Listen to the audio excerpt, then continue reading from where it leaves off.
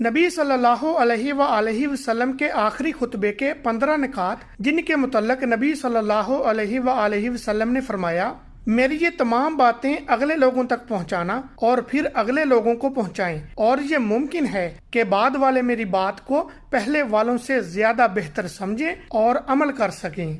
Number 1، نبی کریم صلی اللہ علیہ وآلہ وسلم نے فرمایا، اے لوگو سنو، مجھے نہیں لگتا کہ اگلے سال میں تمہارے درمیان موجود ہوں گا۔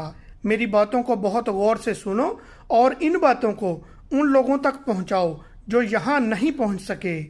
نمبر 2، اے لوگو جس طرح یہ آج کا دن، یہ مہینہ اور یہ جگہ عزت و حرمت والے ہیں، بالکل اسی طرح دوسرے مسلمانوں کی زندگی، عزت اور مال حرمت والے ہیں، تم اس کو چھیڑ نہیں سکتے۔ نمبر 3، لوگوں کے مال اور امانتیں ان کو واپس کر دو۔ نمبر 4، کسی کو تنگ نہ کرو، کسی کا نقصان نہ کرو تاکہ تم بھی محفوظ رہو۔ نمبر 5، یاد رکھو تم نے اللہ سے ملنا ہے اور اللہ تم سے تمہارے اعمال کے متعلق سوال کرے گا۔ نمبر 6، اللہ نے سود کو ختم کر دیا، اس لیے آج سے سارا سود ختم کر دو، معاف کر دو۔ نمبر 7، تم عورتوں پر حق رکھتے ہو اور وہ تم پر حق رکھتی ہیں، جب وہ اپنے حقوق پورے کر رہی ہیں تم ان کی ساری ذمہ داریاں پوری کرو۔ نمبر 8، عورتوں کے بارے میں نرمی کا رویہ قائم رکھو کیونکہ وہ تمہاری شراکت دار اور بے لوث خدمت گزار رہتی ہیں۔ نمبر 9، کبھی زنا کے قریب بھی مت جانا۔ نمبر 10، اے لوگو میری بات غور سے سنو، صرف اللہ کی عبادت کرو، 5 فرض نمازیں ادا کرتے رہو، رمضان کے روزے رکھو اور زکوٰۃ ادا کرتے رہو، اگر استطاعت ہو تو حج کرو۔ نمبر 11، ہر مسلمان دوسرے مسلمان کا بھائی ہے، تم سب اللہ کی نظر میں برابر ہو، برتری صرف تقوی کی وجہ سے ہے۔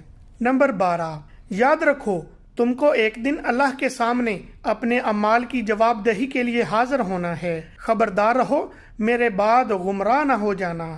نمبر 13، یاد رکھنا میرے بعد کوئی نبی نہیں آنے والا، نہ ہی کوئی دین لایا جائے گا، میری باتیں اچھی طرح سے سمجھ لو۔ نمبر 14، میں تمہارے لیے 2 چیزیں چھوڑ کے جا رہا ہوں، قرآن اور میری سنت، اگر تم نے ان کی پیروی کی تو کبھی بھی گمراہ نہیں ہوں گے۔ نمبر 15، سنو تم لوگ جو موجود ہو اس بات کو اگلے لوگوں تک پہنچاؤ اور وہ پھر اگلے لوگوں کو پہنچائیں، اور یہ ممکن ہے کہ بعد والے میری بات کو پہلے والوں سے زیادہ بہتر سمجھیں اور عمل کر سکیں۔